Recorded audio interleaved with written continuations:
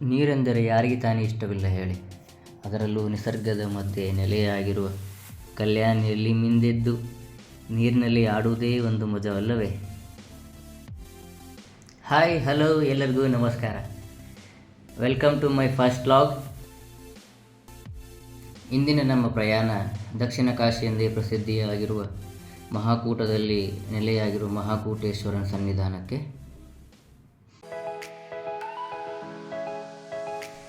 ಬನ್ನಿ ಜೊತೆಯಾಗಿ ಹೋಗುವ, ನಿಸರ್ಗದ ಸೊಬಗನ್ನು ನೋಡಿ ಸವಿಯಲು.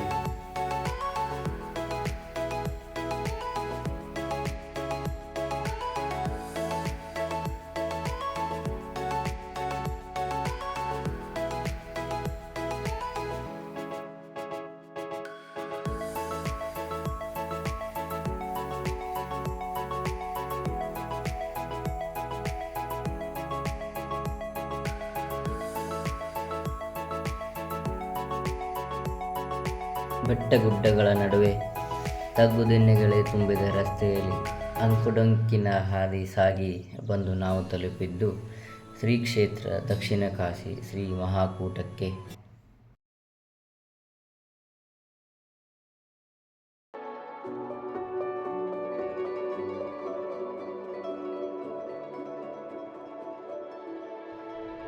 ಈ ಕಲ್ಯಾಣಿಯ ವಿಶೇಷ ಏನೆಂದರೆ, ನೀರಿನ ಸೆಲೆಗಳಿಂದ ತುಂಬಿದ ಈ ಕಲ್ಯಾಣಿಯಲ್ಲಿ ನೀರು ಯಾವಾಗಲೂ ಇರುತ್ತದೆ.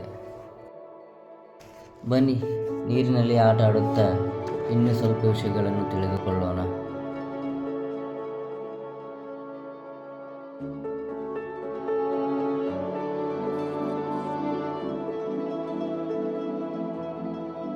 ಕ್ಯಾಮ್ರಾ ವಾಟರ್ ಪ್ರೂಫ್ ಐತಿ ಅಂದ್ರೂ ನಮ್ಮ ನೀರಾಗಿ ಇಳಿಸ್ಬೇಕಂದ್ರೆ ಜೀವ ಬಾಯಿಗೆ ಬರ್ತೈತಿ.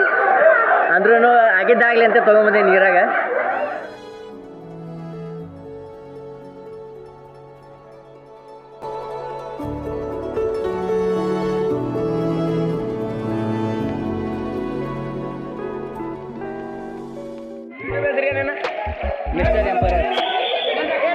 ಮಿಸ್ಟರ್ ಎಂಪರರ್ ಎಲ್ಲರೂ ಸಬ್ಸ್ಕ್ರೈಬ್ ಮಾಡಿ.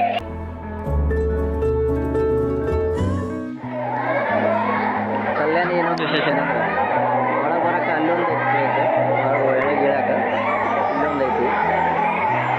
ಈ ಮೆಟ್ಲಿನ ಇನ್ನೊಂದು ವಿಶೇಷ ಏನಂದ್ರೆ, ಈ ಮೆಟ್ಲನ್ನ ಇಲ್ಲಿ ಕುಂತು ನೋಡಿ ಕರೆಕ್ಟ್ ಸೆಂಟಿಂದ ನೋಡಿದಪ್ಪ ಅಂದ್ರೆ ಆ ಗೋಪುರ ನಿಮ್ಗೆ ಕಾಣ್ತಿರ್ಬೋದು. ಅಲ್ಲಿ ಗೋಪುರ ಎಷ್ಟು ಕರೆಕ್ಟಾಗಿ ನೀಟಾಗಿದೆ, ಇವರ ಆವಾಗಿನ ಕಾಲದ ಆರ್ಕಿಟೆಕ್ಚರ್ ಹೆಂಗಿತ್ತು ಅನ್ನೋದು ಇಲ್ಲಿ ಗೊತ್ತಾಗ್ತದೆ.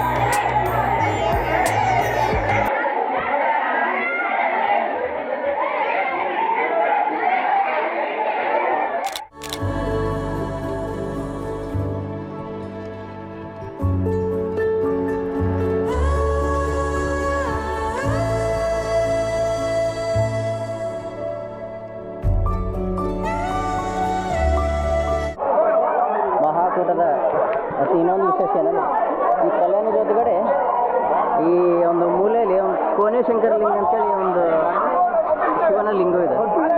ಅದಕ್ಕೆ ಹೋಗೋದು ಹೆಂಗಂದ್ರೆ, ಈ ಸಣ್ಣದೊಂದು ನೀರು ಒಳಗಡೆ ಹೋಗ್ಬೇಕು. ಕೋನೇಶಂಕರ ಲಿಂಗ ಅಂತ ತೋರಿಸ್ತೀನಿ ನಿಮ್ಗೆ, ಬರ್ರಿ.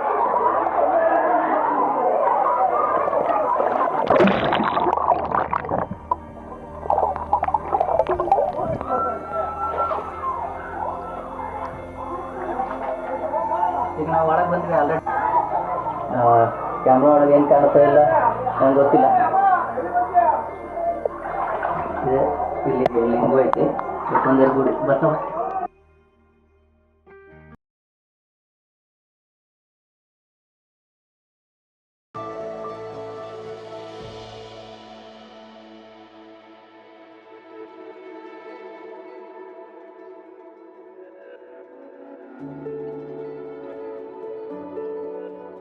ಕಲ್ಯಾಣಿಯಲ್ಲಿ ಸ್ನಾನ ಮುಗಿಸಿ ದೇವರ ದರ್ಶನ ಮಾಡಿದ ನಮಗೆ ಆಗಲೇ ಹೊಟ್ಟೆ ಗುರ್ರ ಅನ್ನುತ್ತಿತ್ತು. ತಕ್ಷಣ ನಾವು ಹೋಗಿದ್ದು ನಿತ್ಯ ದಾಸೋಹದ ಕಡೆಗೆ.